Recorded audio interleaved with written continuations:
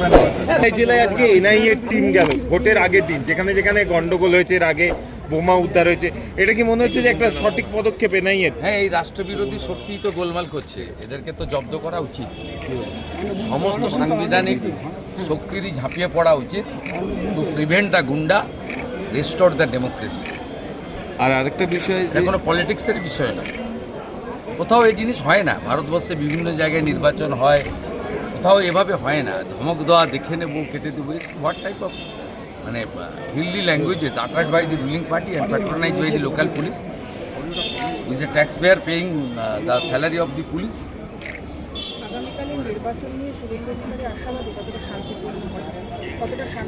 না না, এবারে পারবে না। জনগণ জেগে গেছে, ইলেকশন কমিশনও রোগগুলো ধরে ফেলেছে, আর কেন্দ্রীয় আধা সামরিক বাহিনী ওষুধগুলোও দিয়ে দিয়েছে। আমি এখানে এসেছিলাম নমিনেশন ফাইলের আগে মহাবিদ্যালয়, আর আমার বিরুদ্ধে যিনি দাঁড়িয়েছেন তিনি রেড রোডে নামাজে যান, আর এখানে বাইক থেকে এসে নমস্কার করে দিয়ে চলে গেছেন। এটা আরতি করার ওনার সময় নেই, সময় ঠিক নয়, মানসিকতা নেই। না, আমি কোনো কিছু ফেল করি। I started my journey early morning. বাঁচাতে হাইকোর্টে বারে বারে যাচ্ছে, আর থাপ্পড় দিয়ে আসছে। শ্রীরামপুর বিধানসভার ভোটার কল্যাণ ব্যানার্জি, তিনি এবং বৈশানুর চ্যাটার্জি কালকে কালীঘাট থানার ওসিকে ধমক থানার ওসি জিডি করে আমি এফআইআর করার দাবি করছি। আপনি জানেন রংপুরে ফিঙ্গার লাগানোর জন্য দেবলীনা বিশ্বাস ধরা পড়ে গেছে, পারবে না করতে। আমি দেখাচ্ছি, আমি আপনাদের দেখাচ্ছি 750 ধরা পড়ে গেছে, পারবে না। এই যে তৃণমূল একটা নিকৃষ্ট মানের চোর, ভোট চোর, মানে করতে দেবো না। এটা হচ্ছে এটার উপরে লাগানো থাকবে, কালিটা লাগিয়ে দিলে বাইরে এসে যাবে।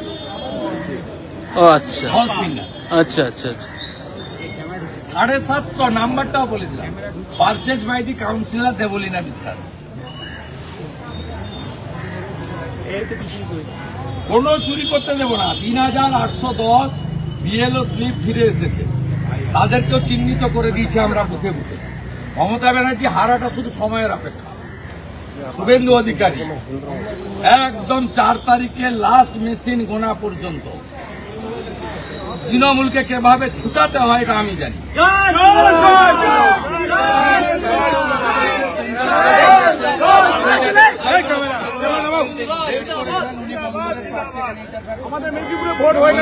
শ্রীরামপুরের ভোটার, ওনার তো হাইল্যান্ড শ্রীরামপুর থাকার কথা, থাকতে পারেন না। থানায় গিয়ে দাদাগিরি করছেন কেন? সব হবে না। হাইকোর্টে যেমন কানমলা খেয়েছেন, তার সকাল থেকে ভবানীপুরের জনগণ আপনাদেরকে কানমলা দেবে।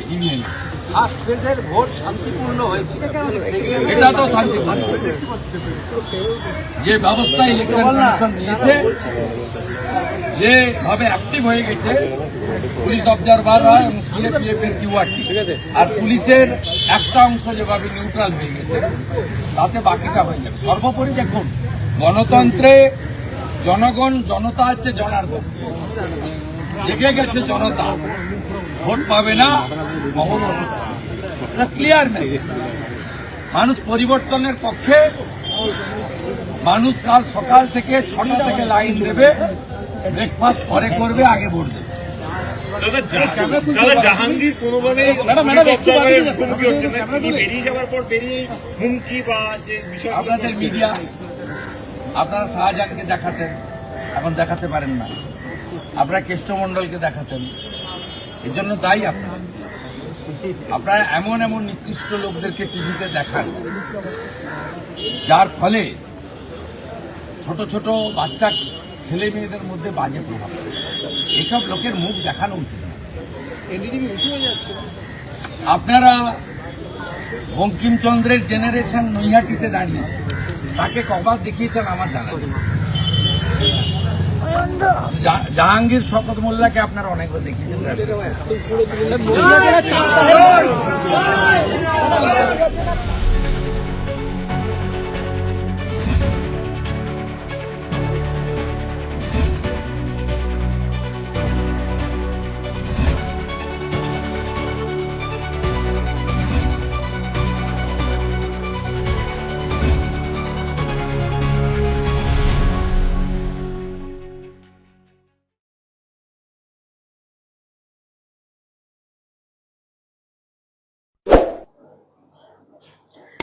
তুষারদা, প্রথমে তোমার সিএম নিউজ মিডিয়ায় স্বাগত। আগামীকাল দ্বিতীয় দফার ভোট। প্রথম দফার ভোটে আমরা যে শান্তিপূর্ণভাবে ভোট হতে দেখলাম, দ্বিতীয় দফার ভোট কতটা শান্তিপূর্ণভাবে করাতে পারবে কমিশন? প্রথম দফার থেকে দ্বিতীয় দফাতে ভোট আরো বেশি শান্তিপূর্ণ হবে। তৃণমূল দ্বিতীয় দফার যে সিটগুলোতে ইলেকশন হচ্ছে, তৃণমূল অপেক্ষাকৃতভাবে সেই সিটগুলোর দিকে ওদের নজর বেশি। এর ফলে ওরা ওখানে যেটা তৃণমূলী যে কালচার সেটা করার কিছু চেষ্টা করবে, কিন্তু সবাই নিশ্চিন্ত থাকতে পারেন যে প্রথম দফাতে যা ভোট হয়েছে তার থেকে এই দফাতে ইলেকশন কমিশন 5 গুণ শক্তি নিয়ে নামছে। প্রথম দফা ভোটের পর অমিত শাহ দাবি করেছিলেন যে তৃণমূল একেবারে দফা রফা হয়ে গেছে। দ্বিতীয় দফার ভোটেও কি সেই চিত্র দেখতে পাবো আমরা? প্রথম দফাতে 152-র মধ্যে আমার যতটুকু ধারণা আমরা 115-20টার মতো সিট পাবো। দ্বিতীয় দফাতেও আমরা একটা বড় অঙ্কের সিট পাবো, যাতে আমরা মেজরিটি ক্রস করে একটা সম্মানজনক আসন আমরা পাবো বলে আশা করছি।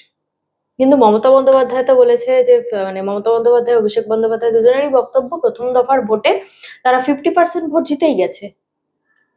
মানে 152-র মধ্যে 75টা জিতে গেছে।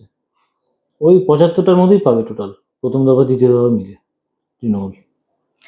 উত্তরবঙ্গ তো বরাবরই বিজেপির একটা ভালো পজিশন রয়েছে, কিন্তু দক্ষিণবঙ্গে সেভাবে বিজেপি আগেরবারও সিট বের করতে পারেনি। এবার কতটা সফল হবে বিজেপি?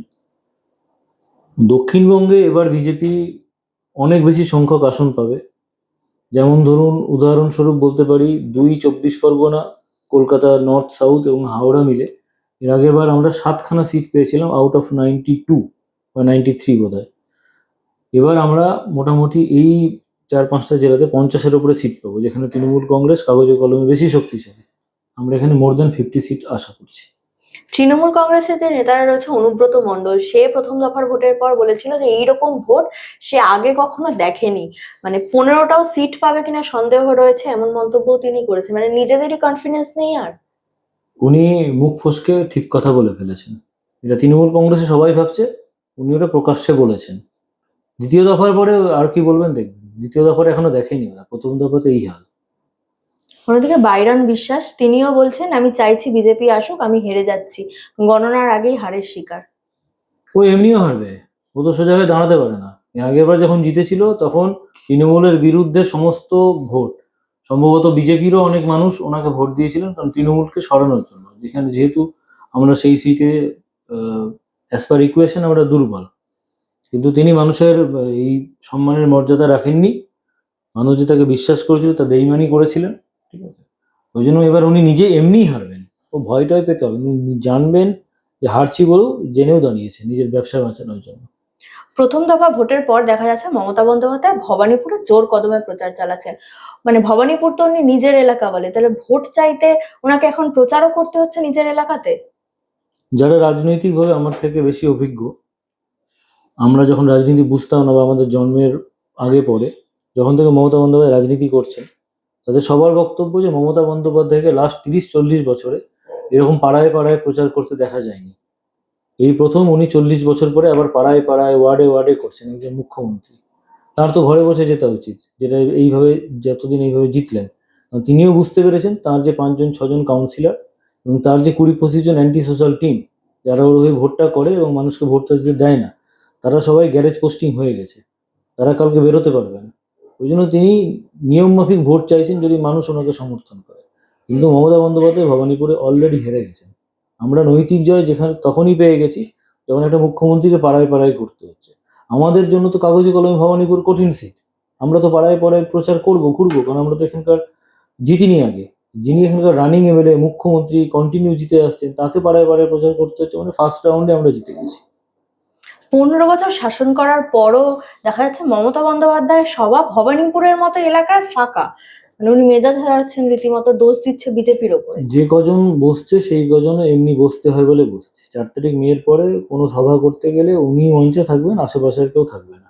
কারণ ওনার দলের কিছু জনের সাথে আমার ব্যক্তিগত সৌজন্যের সম্পর্ক আছে, তারা আউট অফ কনটেক্সট অনেক কিছু বলে, যেটা মিডিয়াতে বলা যাবে না। এটুকুন বলতে পারি, তার দলের কর্মীদের মধ্যেও তারা স্যাঙ্গুইন হয়ে গেছে যে ভবানীপুর বিজেপি জিতছে। গতকাল গোঘাটের প্রার্থী তৃণমূল এবং বিজেপি প্রার্থীর মধ্যে একটা হাতাহাতি হয়, তারপরে অভিষেক বন্দ্যোপাধ্যায় তিনি মন্তব্য করেন 4 তারিখ রাত 12টার পর দেখে নেব কার হাতে ক্ষমতা থাকে। হ্যাঁ, তো জানেন তো আমাদের হাতে ক্ষমতা থাকবে, ওটাই উনি বলছেন। উনি বলতে পারছেন না যে বিজেপির হাতে ক্ষমতা থাকবে, উনি এই জন্য একটা ধোঁয়াশা রেখেছেন। আমরা ওনাকে আশ্বস্ত করতে পারি এবং বাংলার প্রত্যেকটা কর্মীকে আশ্বস্ত করতে পারি আপনাদের মাধ্যমে। 4 তারিখ মে বিকাল 4টার পর যখন বিজেপির হাতে ক্ষমতা চলে আসবে, তারপরে আমরাও দেখে নেবো ওনাকে, যে আমরা ওনার কি ব্যবস্থা করবো, যেগুলো কাজ বাকি আছে ওনার। মমতা বন্দ্যোপাধ্যায় গতকাল ভবানীপুর থেকে বলেছেন, খেয়াল রাখবেন 6টার পর যেন হোটেলগুলোতে বাইরে থেকে আর লোক ঢুকতে না পারে, যদি ঢুকতে পারে তাহলে মনে করবেন আপনাদের ভোট তারাই দিয়ে বেরিয়ে যাবে। এটা ওনার মনে হচ্ছে এখন বিনাশকালে বুদ্ধি নাশ। কলকাতা শহরে প্রতিদিন বাইরের প্রচুর লোক আসে কাজের জন্য, এটা রাজধানী। এবার তার ভবানীপুরে ভোট হচ্ছে করে বাইরের লোক নিজের কাজ করতে আসবে না, সেটা তো হতে পারে না। এবং নিশ্চিন্ত থাকতে পারেন যে চোরের মন পুলিশ পুলিশ, ওনারা এই কাজটা করে এসেছেন বলে সাধারণ মানুষকেও মনে হচ্ছে ভবানীপুরের অবৈধ ভোটার। ভবানীপুরের মানুষই ভোট দিয়ে তাকে পর্যদস্ত করলো, নিশ্চিন্ত থাকতে পারেন। বাইরের লোককে দিয়ে আমরা কেন ভোট করতে যাবো? আমাদের হাতে সেই রকম ক্ষমতাও নেই, আমাদের এরকম চিন্তা ভাবনাও নেই। অন্যদিকে অভিষেকের যে কেন্দ্র, সেই কেন্দ্রে দেখা যাচ্ছে বাইক বাহিনী তাদের যে বর্বরতা সেটা চালিয়ে যাচ্ছে, বাড়ি বাড়ি গিয়ে ভোটারদের হুমকি দিয়ে আসছে, বলছে 4 তারিখের পর দেখে নেবো ভোটটা যদি না আসে। তারা যদি মানুষের সমর্থনে জিতবে বলে এত আশাবাদী থাকে, তাহলে এগুলো করার প্রয়োজন কি? এটা করেই এত বছর ধরে জিতে এসেছে, এবার সেটা আর পারবে না। ওই হুমকি ধমকি চমকি ওগুলো সমস্ত অন্তঃশ্বাস শূন্য অবস্থাতেই থেকে যাবে। কারণ মানুষ ডিটারমাইন্ড, মানুষকে কেউ আটকাতে পারবে না। মানুষকে পর্যাপ্ত নিরাপত্তা দিচ্ছে কেন্দ্রীয় নির্বাচন কমিশন। আগামীকালের ভোটে ভবানীপুরে যত সেন্ট্রাল ফোর্স থাকবে, অভিষেক ব্যানার্জি সারা জন্মেও অত সেন্ট্রাল ফোর্স একসাথে দেখেনি। তাদের ওষুধের জন্য রেডি করে রাখা হয়েছে। অভিষেকের কেন্দ্রে যোগী রাজ্যের এনকাউন্টার স্পেশালিস্টকে পাঠিয়েছে কমিশন। জাহাঙ্গীর খানের মন্তব্য, আমাকে যদি বেঁধে রাখার চেষ্টা করা হয় আমি ঘরে বসে বসে ফোনে ফোনে কাজ করে দেবো, এতদিন আমরা তাই করে এসেছি। তিনি তাই করেই তো এসছে, ওই জন্য তো ওনাকে আনা হয়েছে। যেরকম রোগ তার তেমন ওষুধ। আমি চাই জাহাঙ্গীর খান সুস্থ সবলভাবে বেঁচে থাকুক, আইন ওনাকে শাস্তি দিক, উনি যা যা করেছেন। আমরা কিছু করব না, কিন্তু বেশি বার বেরো না, ঝড়ে পড়ে যাবে। কালকে জাহাঙ্গীরের মতো অনেক জাহাঙ্গীর আছে যারা লাফানোর চেষ্টা করছে, তাদেরকে সদুপদেশ দেব যে ভদ্রভাবে ঘরে থাকুন। 4 তারিখ মে 4টের পর না হলে আপনাদের অবস্থা কি হবে আপনারা নিজেরাও জানেন না। এই যে এনকাউন্টার স্পেশালিস্টকে আনা হয়েছে, তৃণমূল কংগ্রেসের তরফ থেকে বিভিন্ন দাবি করা হচ্ছে যে তার নামে নাকি তথ্য প্রমাণ লোপাট, অপরাধ লুকিয়েছে, এমন বিভিন্ন মানে অভিযোগ রয়েছে সেই পুলিশ কর্তার নামে। তৃণমূল কংগ্রেস সবার মধ্যে রাজীব কুমারকে দেখতে পায়, সবাই রাজীব কুমার নয়। ইনি যথারীতি দেশের নামকরা আইপিএস, এবং পশ্চিমবঙ্গের যা পরিস্থিতি এবং যে জেলাতে ওনাকে আনা হয়েছে, উনি হচ্ছেন বেস্ট অফিসার। মমতা ব্যানার্জি সবার মধ্যে রাজীব কুমারকে দেখতে পাচ্ছে, এটা ওনার সমস্যা। বিজেপির তরফ থেকে বিভিন্ন স্টার ক্যাম্পেনাররা আসছে, স্বরাষ্ট্রমন্ত্রী থেকে শুরু করে প্রধানমন্ত্রী, বহিরাগত বলা হচ্ছে তাদেরকে, অথচ দেখা যাচ্ছে তৃণমূল তাদেরই মিছিল মিটিং এ রয়েছে কেজরিওয়াল, তেজস্বী যাদবের মতো আপের সাংসদরা। তৃণমূলের মিছিলে আসলে তারা হয় পশ্চিমবঙ্গের জামাই, পাকিস্তান হোক, বাংলাদেশের লোকজন হোক, ঠিক আছে, জামাতের লোকজন হোক। আর দেশের প্রধানমন্ত্রী স্বরাষ্ট্রমন্ত্রী আসলে হয়ে যায় বহিরাগত। হিন্দিতে কথা আছে, জয়সি জিসকি সোচ। একটা কথা বলতে পারি, মমতা ব্যানার্জি বা তৃণমূলের কোনো কথার উত্তর দিতে আমাদের আর ভালো লাগে না, মানে এটা ক্লোজ চ্যাপ্টার। আপনারা প্রশ্ন করুন যে বিজেপি সরকারে আসলে পশ্চিমবঙ্গের ডেভেলপমেন্ট কি কি হবে, ইন্ডাস্ট্রি কি কি আসবে, এটা নিয়ে প্রশ্ন করুন। পশ্চিমবঙ্গে 4 তারিখ মে ক্ষমতাতে আসবে, তারপরে 2-3 দিনের মধ্যে খবর পাবেন সিঙ্গুরে টাটা আসছে। এটা আমাদের মেন স্লোগান। মমতা ব্যানার্জি বা অভিষেক ব্যানার্জিকে নিয়ে আমাদের ভাবার সময় আর নেই। ভবানীপুরে শুভেন্দু অধিকারী প্রার্থী হওয়ার পর এক ব্যক্তি তার নামে মামলা করে যে শুভেন্দু অধিকারী কোনো হোলির দিন কোনো একটা মিছিল করেছে, সেখানে সেকুলারিজম নিয়ে কথা বলেছে। তার প্রার্থী পদ খারিজ করার জন্য মামলা করা হয়েছিল হাইকোর্টে। গতকাল সেই মামলা খারিজ করে দিয়েছে হাইকোর্ট। গত 5 বছরে হাইকোর্টে তৃণমূল কংগ্রেস যত মামলা করেছে দলীয়ভাবে বা সরকারিভাবে, তার অর্ধেকেরও বেশি করেছে শুভেন্দু অধিকারীর বিরুদ্ধে। কারণ এই তৃণমূল কংগ্রেস বিজেপি ফোবিয়া এবং শুভেন্দু অধিকারী ফোবিয়াতে ভোগে। তো এগুলো তো একটা ছোটোখাটো ঘটনা, নিজেদের দলের নেতা মন্ত্রীদেরকে সন্তুষ্ট রাখার জন্য কিছু কিছু লোক সব করে, এগুলোকে আপনারা উপেক্ষা করুন। না, কিন্তু দেখা যাচ্ছে যে ব্যক্তি মামলা করেছে সে তৃণমূলের কেউ নয়, সে আদতে নকশালবাদ করে বা এই ও ঘুরে ফিরে সব তৃণমূল, নকশাল ফকশাল কিছু নেই এখন। এখন এই রাজ্যে একটাই দল, প্রো বিজেপি, নো বিজেপি। ওই নকশাল, এসইউসিআই, সিপিএম, কংগ্রেস সব তৃণমূল। বিজেপির সাথে 1-to-1 লড়াই হচ্ছে। কেউ তৃণমূলের সিম্বলের নিচে করছে, কেউ বকলমে করছে, ও সব তৃণমূল। কিন্তু সে সোশ্যাল মিডিয়ায় এটাও প্রচার করেছে যে শুভেন্দু অধিকারীকে ভবানীপুর কেন্দ্রে ভোট দেওয়া মানে ভোট নষ্ট করে, কারণ তার করা মামলায় নাকি শুভেন্দু অধিকারীর প্রার্থীপদ খারিজ হয়ে যেতে পারে। ওনাকে এর পরে নির্বাচন কমিশনার করবে আমাদের সরকার, যে মামলাটা করেছে ওনার নাম টাম দিয়ে যাবেন, নেক্সট ইলেকশন কমিশনারও। ওর মতো কেউ বোঝে না, 2 পয়সার বাতাসা, তার আবার ক্যাশ মেমো। ভবানীপুরে কত ভোটে জিততে পারে বলে মনে হয় আপনার শুভেন্দু অধিকারী? এটা ডিপেন্ড করছে ভোট পোলের উপরে, কিন্তু ফার্স্ট ফেজে যে রকম ভোট পোল হয়েছে সেই ধরনের ভোট পোল থাকবে বলে আমাদের আশা, এবং সেই ধরনের ভোট পোল হলে আমরা প্রায় 20-30 হাজার ভোটে ভবানীপুর জিতব। 2024 লোকসভা নির্বাচনের আগে শুভেন্দু বাবুর কোলাঘাটের যে ঠিকানা রয়েছে সেই ঠিকানায় পুলিশ অনৈতিকভাবে সেখানে রেড করে, সেই মামলা ছিল আজকে। এফআইআর কে আরো পিছিয়ে দেওয়া হয়েছে, এক্সটেন্ড করে দেওয়া হয়েছে।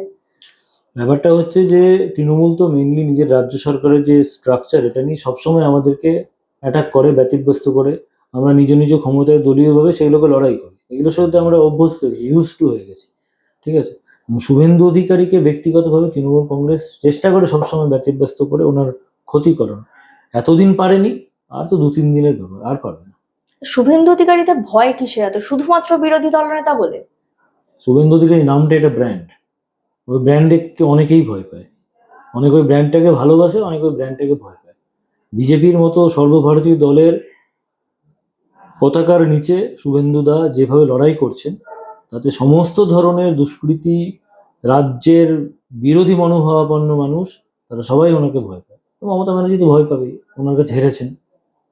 কিছুদিন আগে প্রায় 1100 কোটি টাকার তৎসুপের অভিযোগ উঠেছিল জয়েস কামদারের বিরুদ্ধে, যেখানে নাম জড়িয়েছিল শান্তনু সিনহা বিশ্বাসের। শুভেন্দুবাবু অভিযোগ করেছিলেন যে এই শান্তনু সিনহা বিশ্বাস থেকে প্রতীক জৈন লুকিয়ে রেখেছে মমতা বন্দ্যোপাধ্যায়। যেভাবে কেন্দ্রীয় সংস্থাগুলো এখন তদন্ত চালাচ্ছে, আপনার মনে হয় মমতা বন্দ্যোপাধ্যায়ের বাড়িতেও তাদের যাওয়া উচিত একটা সার্চ ওয়ারেন্ট নিয়ে? শুভেন্দু তো সেদিন একটা সভা থেকে বলে দিয়েছেন যে মমতা ব্যানার্জির বাড়িতে প্রতীক জৈন এবং শান্তনু সিনহা বিশ্বাস আছেন। 4 তারিখ বিকাল 4টের পর ওদেরকে ওখান থেকে আমরাই বার করবো ফুলের মালা দিয়ে। একটা শেষ প্রশ্ন করি, এই সিন্ডিকেট রাজ যেটা তৃণমূলের একদম খুব পপুলার বিষয়, বিজেপি বলেছে সিন্ডিকেট রাজ শেষ করবে, কিন্তু সাধারণ মানুষের মনে একটা প্রশ্ন আসছে যে যে গুন্ডারা সিপিএম এ ছিল, সিপিএম তাদেরকে পুষেছিল, তারা পরবর্তীকালে তৃণমূল সরকারে আসায় তারাই নেতা মন্ত্রীর ইয়েতে এসছে, তাহলে বিজেপি যে ক্ষমতায় আসছে তারা যে আবার বিজেপিতে আসবে না, সেটা কি বিজেপি গ্যারান্টি দিতে পারে? তারা আর তৃণমূলে থাকবে না, কারণ তারা তখন জেলে থাকবে। বিজেপিতে আসার কোনো সম্ভাবনাই নেই। বিজেপি এই নতুন সরকারের আমলে সর্বধর্মের, সর্বমানুষের, সম্প্রদায়ের বিভিন্ন স্তরের মানুষদেরকে নিয়ে সরকার চলবে। আমাদের মেন লক্ষ্য ডেভেলপমেন্ট, কোনো সিন্ডিকেট ফিন্ডিকেট এখানে থাকবে না। মানুষের হাতে কাজ থাকবে, মানুষ এমনি কোনো ভুল পথে পরিচালিত হবে না, আর যারা অলরেডি করেছে তারা জেলে থাকবে। একটা স্বচ্ছ সমাজ, নতুন বাংলা তৈরি করবে বিজেপি সরকার। বিজেপি যদি ক্ষমতায় আসে, এই যে তৃণমূলের যে দুর্নীতি, এটা তো একবারে শেষ করা সম্ভব না, কতটা সময় লাগতে পারে এটার জন্য? এটা একটা ভালো প্রশ্ন। মানে ওভারনাইট মানে মানুষের মধ্যে এমন একটা স্বভাব তৈরি হয়ে গেছে, যেটা বিজেপি আসলো 4 তারিখ জিতলো আর 5 তারিখ থেকে সব ঠিক হয়ে গেল তা নয়, কিন্তু মানুষের চিন্তা ভাবনার বদল চলে আসবে।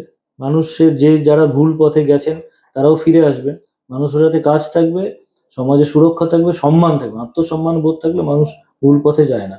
সময় লাগবে কিছুটা, কিন্তু কেন্দ্রীয় সরকার আমাদেরকে হেল্প করবেন বিভিন্নভাবে। এখানে যত বেশি ইন্ডাস্ট্রি ঢুকবে সমস্যার সমাধান হবে। আমি আশা করি যে খুব তাড়াতাড়ি পশ্চিমবঙ্গ আবার আগের হৃত গৌরব ফিরে পাবে। অসংখ্য ধন্যবাদ।